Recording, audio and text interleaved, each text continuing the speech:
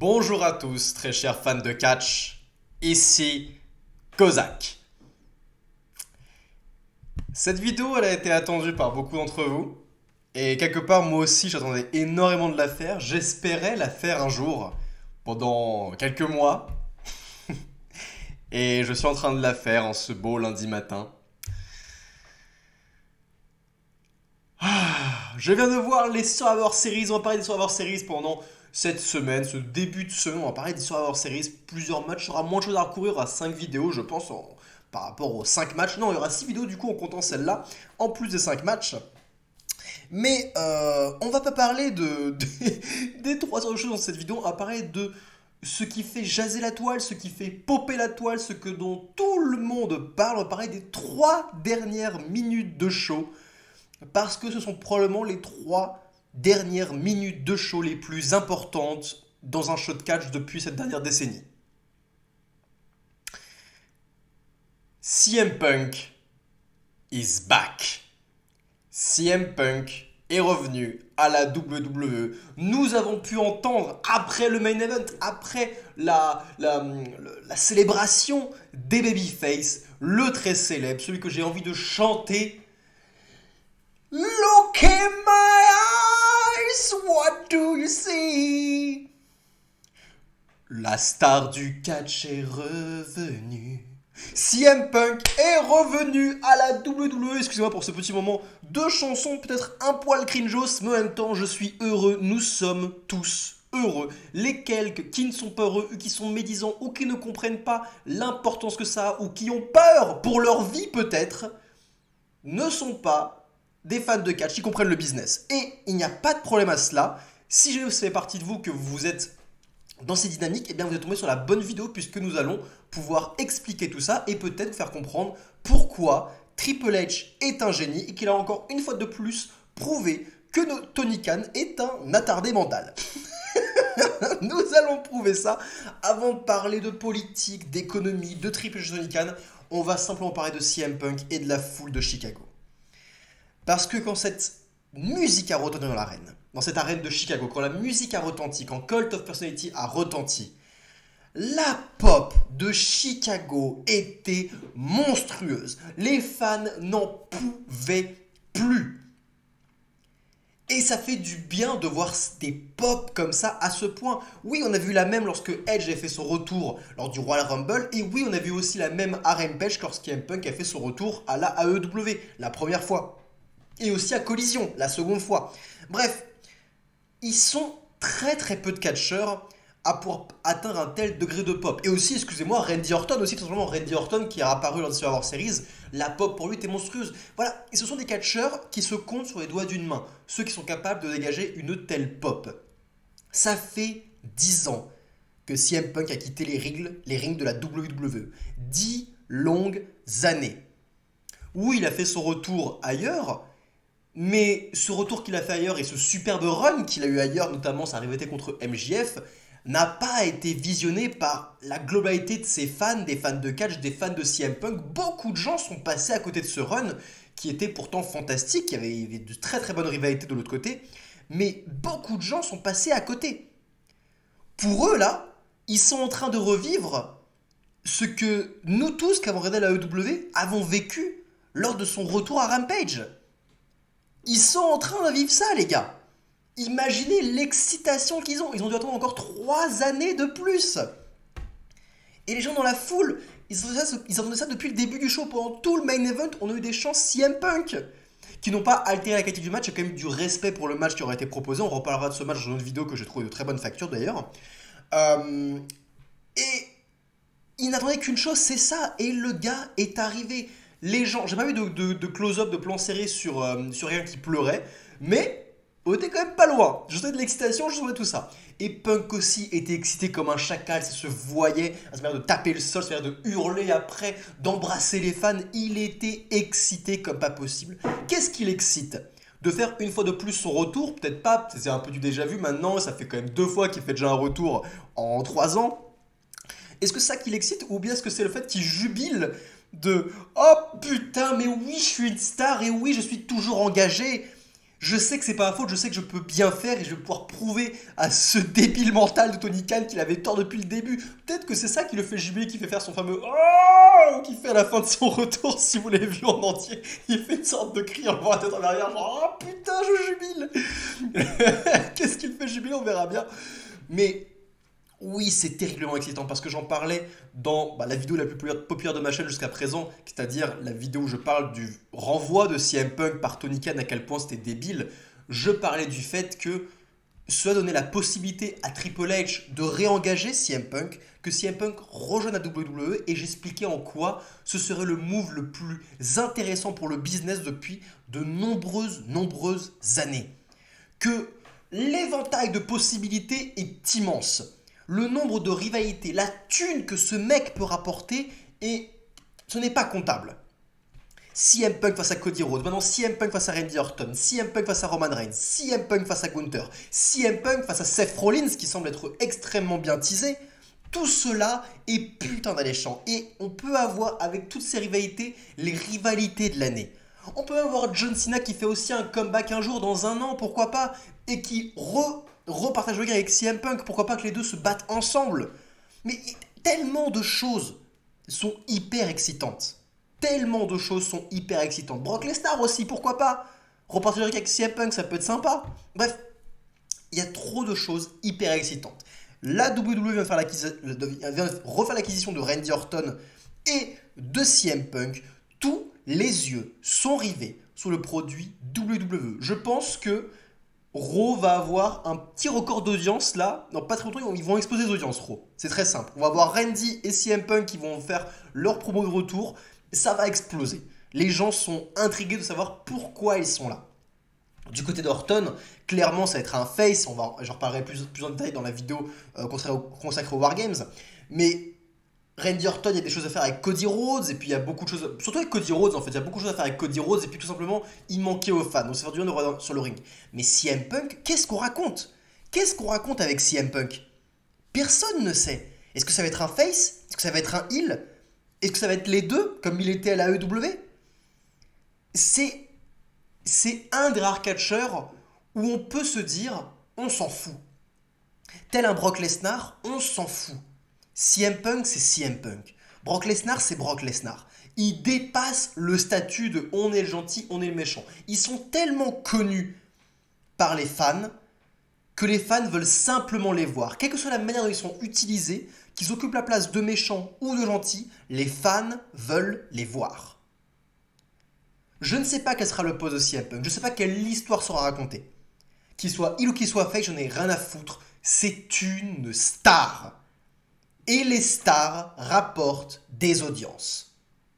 Et c'est une très bonne raison pour parler de ce qu'a dit Triple H. On a eu une sorte de média scrum un peu comme à la AEW, où Triple H a parlé du retour de CM Punk. Et directement, j'entends un professionnel parler et je suis d'accord, j'ai acquiescé à chacune des foutues paroles de Triple H. De par sa présence, de par son charisme, de par sa sagesse, il explose Tony Khan sur tous les domaines. Quand je l'entends, quand je l'écoute, j'entends un boss, pas de l'autre côté. De l'autre côté, j'entends un gosse immature, un gros marque, un gros fan excité, mais pas un boss. Il prend des décisions par rapport au business. Parce que si un boss prend des décisions que par rapport à la personnalité ou par rapport au sentiment, mais Triple H n'aurait jamais réengagé CM Punk. Tu le sens que Triple H, il aime pas le gars.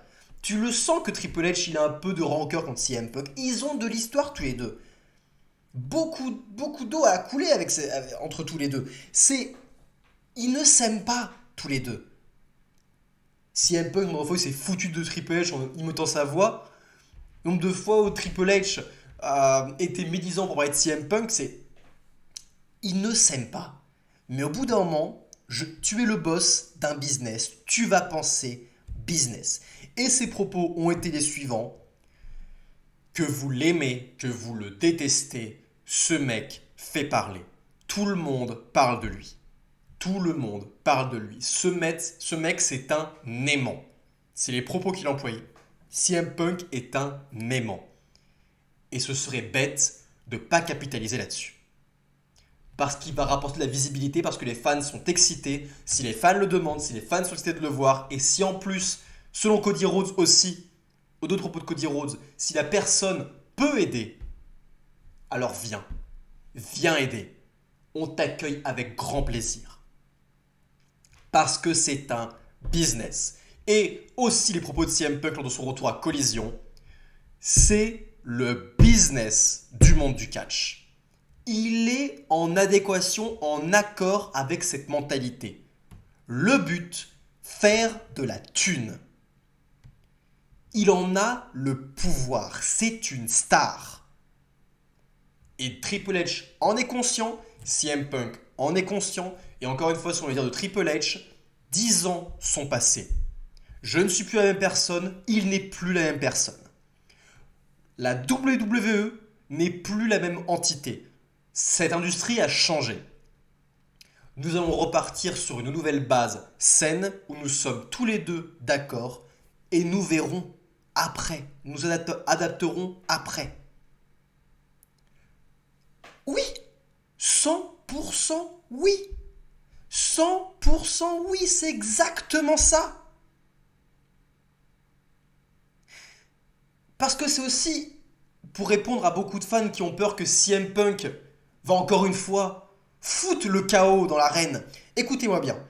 Si lors de son run à la WWE, CM Punk fout le bordel et que Triple H le vire, CM Punk n'aura fait que prouver que Tony Khan avait raison, qu'il est instable.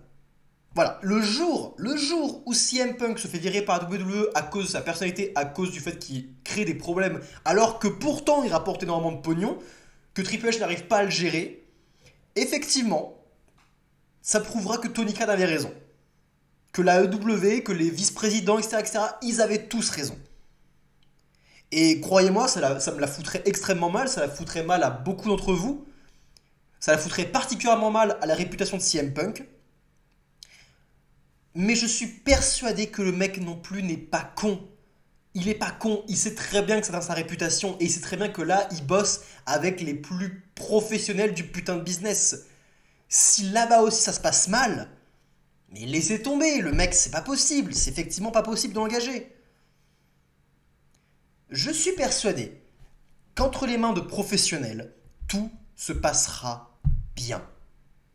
Parce que des gens seront là pour écouter les égos, parce que des gens seront là pour arranger les problèmes, parce que CM Punk va se faire écouter parce que c'est une star, il a son impact sur l'industrie et son point de vue va être écouté,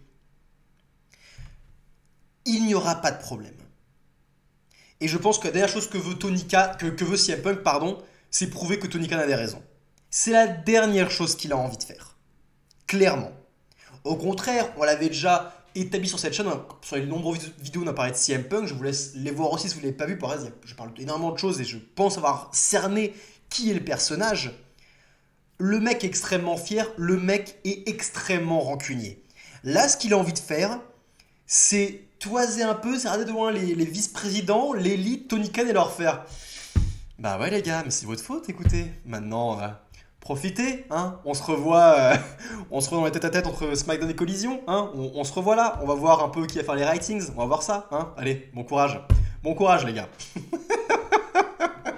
Il est là pour ça maintenant, c'est foutu. Ah putain. Comme j'en parlais dans la vidéo, le renvoi de CM Punk, Tony Khan s'est jeté lui-même à la poubelle en virant sa plus grosse star. La Triple H, CM Punk, ils sont en mode merci Tony, une fois de plus. Merci Tony. Merci pour Jade Cargill. Très heureux de ta part. Merci pour Cody Rhodes. Merci énormément. Et maintenant, merci pour CM Punk. Mais merci. Tu l'as ramené dans le business. Tu l'as ramené dans le business pour qu'au final, il revienne enfin chez nous. Sans toi, CM Punk ne serait jamais revenu à WWE. Merci Tony Khan. Merci incroyablement. Et Jungle Boy, Jack Perry, si tu veux un contrat, t'es le bienvenu, mec. Indirectement, tu m'as fait rapporter des dizaines de millions de dollars parce que sans toi, CM Punk n'aurait jamais été viré de la WWE. Donc si tu veux un contrat, viens en tant qu'H. J'ai vu que des fans avaient tweeté, avaient remercié Jack Perry sur X. Le mec s'est fait remercier, c'était merci Jack, merci, tu m'as permis qu'il revienne à la WWE. Oh putain! Encore une fois, c'était la pire décision à faire. Oh pauvre Tony Khan, t'avais peur pour ta vie? Bah mon gars, tu devrais plutôt avoir peur pour ton putain de business, pour ton putain d'héritage, pour la putain de... pour tes putains de sponsors, pour tes putains de directeurs, ceux qui dirigent la Warner, etc. Ceux qui... non, c'est pas la Warner, je sais plus qui est à la tête de TBS ou TNT.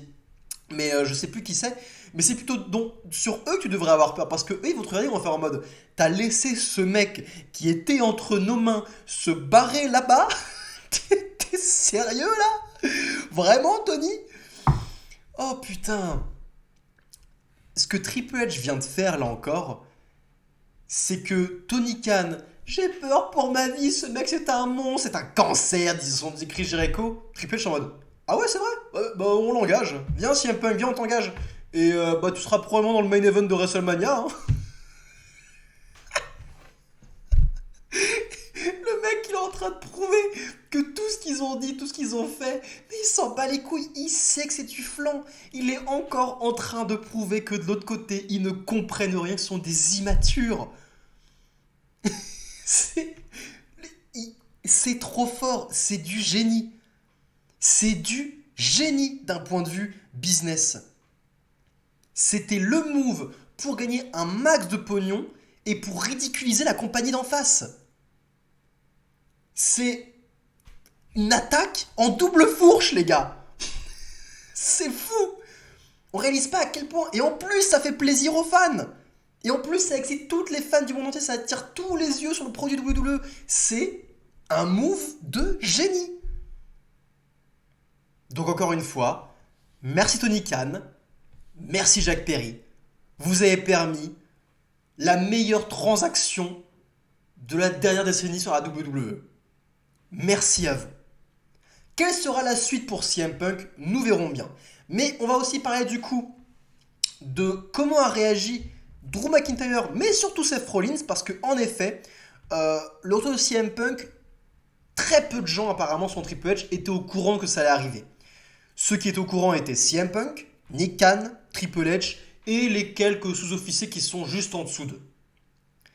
Les lutteurs n'étaient pas au courant, les arbitres n'étaient pas au courant. Et je ne sais pas quand c'est qu'ils ont été prévenus, ça encore une fois, ne ratez pas forcément les news de catch parce qu'on l'a vu encore une fois, toutes les news de catch, surtout celle de Dave Meltzer qui disait CM Punk ne reviendra pas, c'est confirmé, j'ai eu des dires qui sont pas intéressés. Et bah tiens, je sais qu'on n'a pas de visuel, mais je vais te faire un gros bras d'honneur à Dave Meltzer. Il est aussi en train de le ridiculiser, mais arrêtez d'écouter ce trou de balle qui dit de la merde. Et les news de catch, encore une fois, pour l'instant, ils disent des choses qu'on ne peut pas vraiment savoir, mais apparemment, il est possible que les lutteurs qui étaient dans le main event aient été prévenus soit juste après le match, après leur victoire, soit juste avant leur match. Ce qui, je trouve, serait plus sain et plus sympa pour eux. J'espère qu'ils ont été prévenus avant leur match, parce que après, c'est vrai que on peut comprendre davantage leur frustration et ce pourquoi ils ont été un petit peu énervés. Parce que c'est vrai que les pauvres gars viennent de livrer bataille dans un super match de catch. Il y a eu énormément de pop. La foule a popé. Moi aussi, j'ai popé comme un taré. Et on en reparlera lorsqu'on parlera du Wargames. Mais c'est un très bon match de catch. Il célèbre à peine. Et la musique de CM Punk qui prend. Et tous les yeux sont rivés sur lui.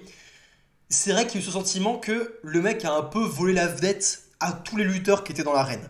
Mais en même temps, c'est CM Punk, c'est une star. Voilà, c'est malheureusement son fardeau. C'est qu'il doit voler la hype de tous ceux qui sont autour de lui. C'est pour ça que c'est. J'espère que les lutteurs ont été prévenus avant le match et pas sur le coup après leur victoire en mode putain les gars, bien sûr qu'on a fait un vrai match. Et là t'as un arbitre qui se ramène qui fait les gars, alors restez dans l'arène parce que CM Punk va arriver. On peut comprendre leur frustration, c'est comme ça. Surtout ceux qui ont un problème avec lui. Je pense que Cody, Randy, ça ne les dérange pas. Les mecs, ça ne les dérange pas. Mais des mecs comme Seth Rollins qui ont un peu plus d'ego, qui sont un peu plus sanguins et qui ont un peu des problèmes avec CM Punk, là ça va les déranger. Quoi qu'il arrive. Les mecs ont été prévenus trop tard. CM Punk fait son arrivée, la foule pop comme pas possible. Et là, des fans ont pris des vidéos de Drew McIntyre qui s'est barré extrêmement énervé juste avant l'entrée de CM Punk. Est-ce que c'est lié à CM Punk? Est-ce que c'est lié à son booking? On n'en sait pas grand-chose apparemment. Est-ce que c'est un work aussi? On n'en sait pas grand-chose. Pour l'instant, tout ce qu'on sait, c'est que le mec était énervé, qu'il s'est rue vers les vestiaires, qu'il a claqué sa porte, qu'il s'est barré. C'est peut-être un work. Ça va avec le personnage de Drew McIntyre qui enchaîne frustration sur frustration. Il a beau changer de personnage, changer de clan, etc., etc. Le mec enchaîne les défaites, il est énervé. Encore une fois, je trouve que son personnage a un nouvel élan. Même s'il prend des défaites, je suis hyper intéressé par ce que fait Drew McIntyre, comme on en parlait dans le Wargames. Quant à Seth Rollins, lui, il assistait à tout retour de CM Punk et il s'est déchaîné. Il s'est déchaîné. Fuck you! Fuck you, CM! Fuck you, Phil! Il s'est déchaîné. Il balançait le doigt. Il hurlait comme pas possible. Et CM Punk, il jubilait, il faisait coucou. Je sais pas s'il faisait coucou à Randy ou qu'il faisait coucou à Seth Rollins. Et clairement, il jubilait dans son coin, il était un peu comme un héros, il faisait les bras, il montrait les biceps. Et Seth Rollins, mais il se déchaînait. Il y avait Cody, il y avait Michael Cole qui essayait de le calmer. C'était fou.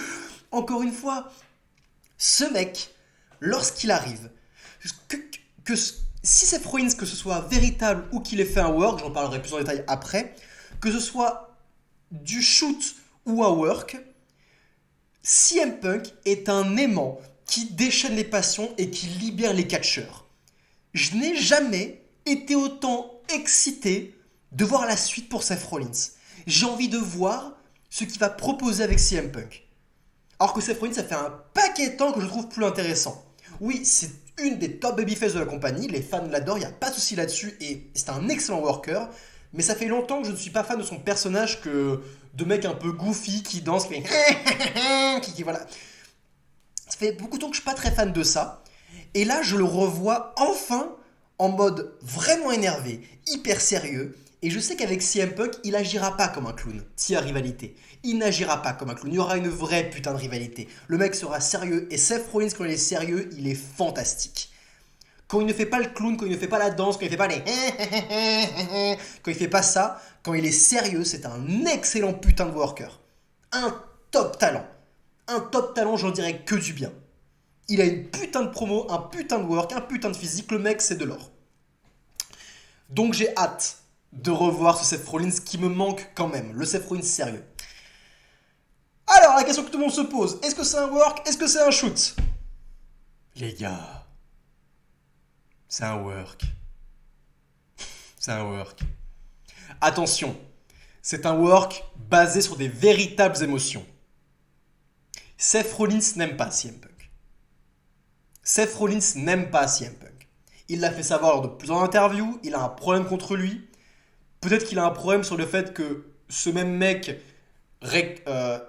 déclare haut et fort que c'est lui qui a démarré la carrière du Shield. Sans lui, il n'y aurait pas eu de Shield. Il y a un peu de vérité là-dessus. Sans CM Punk, il n'y aurait peut-être pas eu Seth Rollins, ni Roman Reigns, ni Jon Moxley. C'est tout à fait possible.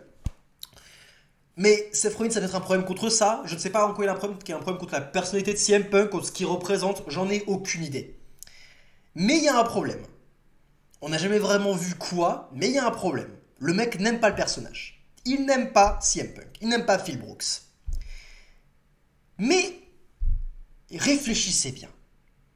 Seth Rollins est un des top talents depuis de nombreuses années à la WWE.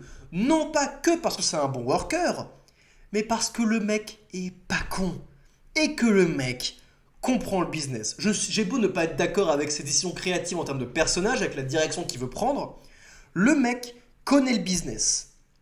Ce qui importe, c'est qu'il se rende over, qu'il soit intéressant, qu'il soit visible. Tout est bon à prendre pour prendre de la visibilité. Si CM Punk arrive, première chose qu'il fait, ah, fuck you enculé, je suis à toi, viens te battre. Hop, rivalité installée. On sent qu'il y a une véritable électricité entre les deux. Les gens veulent voir, et moi aussi ce que je veux voir dans un premier temps maintenant, c'est Seth Rollins contre CM Punk. Le mec n'est pas con. Il n'est pas con. C'est un top talent, un top worker dans la WWE, le plus gros business du monde du catch. Il pourrait entretenir les mêmes propos. C'est le business du monde du catch. Faisons de la thune. Encore une fois, il y a sûrement de véritables tensions entre lui et CM Punk. Tout comme il y a de véritables tensions entre Triple H et CM Punk. Évidemment. Est-ce que c'est ce qui va nous empêcher de faire des audiences? Au contraire, c'est ce qui va lancer le programme pour faire encore plus d'audience. Donc, pareil, on envoie un immense tacle à Kenny Omega, aux Young Bucks, à Adam Page, énorme tacle envoyé. Les gars, je déteste autant que vous CM Punk. Sauf que moi et lui, on va faire une rivalité d'enculés. Parce qu'on va capitaliser sur des véritables tensions et on va faire de la thune. Bye bye les losers. Bye bye l'élite. Killing the business. C'est tout ce qu'il y a à dire. Parce qu'encore une fois, on va se poser 2 secondes pour... pourquoi les gens hésitent tant sur le fait que ce soit un shoot ou bien un work? C'est parce que Seth Rollins a fait une superbe performance. Encore une fois, il était basé sur des sentiments réels, donc ça a décuplé sa crédibilité. Mais il a fait une très bonne performance. On sent la tension, on sent l'électricité. Il le pensait. Il pensait ses dires, ça s'entend, ça se voit. Encore une fois, ce ne sont pas des acteurs, ce sont des lutteurs. Donc le jeu d'acteur n'est pas toujours parfait. On se base sur du concret pour tirer le meilleur jeu d'acteur possible de ces mecs. Il était parfait, Seth Rollins là. À un détail près, c'est que personne ne réagirait comme ça s'il y avait une véritable tension et une véritable envie de ne pas travailler avec la personne. Les seules personnes qui réagissent comme ça, ce sont aussi les boxeurs, les sportifs dans les conférences de presse. Ce sont les Conor McGregor, les gens comme ça qui explosent, qui sont hyper fous furieux, qui font le show, mais qui sont crédibles. Pour que tous les yeux soient rivés là-dessus, pour que les gens aient envie de voir le match. Ce sont des businessmen. Encore une fois, je ne mets pas en doute les tensions qu'a Seth Rollins pour CM Punk, mais si il y avait non envie de travailler avec lui, le mec n'aurait jamais été aussi explosif et n'aurait jamais autant fait le show. Et surtout, n'aurait jamais fait des putains de doigts d'honneur devant des enfants. Le mec est un worker à WWE et il vient de faire des doigts d'honneur devant des enfants. Encore une fois, il y a eu discussion, je pense qu'il y a eu sincèrement discussion avec les officiels et qu'ils l'ont laissé faire, ils lui ont donné l'autorisation. Vas-y, lance-toi, il n'y a pas de souci, rapporte de la thune comme ça. C'est prévenu, c'est pas John Moxley qui fait des doigts d'honneur comme il le veut en mode hey, fuck you, comme ça en plein télé national. Ça n'a rien à voir. Je pense sincèrement que c'est un work. Et que les mecs sont suffisamment intelligents et qui connaissent suffisamment le business pour en tirer le meilleur. Nous verrons bien. En tout cas, Seth Rollins a sauté sur l'occasion et c'était clairement un des mecs qu'on avait envie de voir pour affronter CM Punk. C'est probablement un putain de bon premier adversaire. Peut-être que ce sera pas le premier adversaire, mais l'adversaire réservé pour WrestleMania. Nous verrons bien. Peut-être que ce sera l'adversaire pour le Royal Rumble, qui peut être extrêmement gratifiant, ça peut être superbe aussi. On verra tout ça. En tout cas, j'ai hâte de voir Raw. Ça fait longtemps que j'ai pas dit ça. J'ai hâte de voir Raw. J'ai hâte de voir WWE. Donc, pour conclure, sur tout ce qu'on a parlé, c'est de l'excitation pour la foule, pour les fans de catch. Des fans de catch excités. Un Triple H au sommet du business. Un Tony Khan au fin fond de la merde. Un Seth Rollins et un CM Punk avec de la friction, prêts à se battre, prêts à faire des audiences. Et un mystère sur Drew McIntyre. 3 minutes qui résultent en une explosion dans le monde du catch. 3 minutes. Les 3 meilleures minutes d'un PLE, d'un pay-per-view, appelez ça comme vous voulez, depuis de nombreuses années. Bravo à vous tous et surtout bravo à Jack Perry.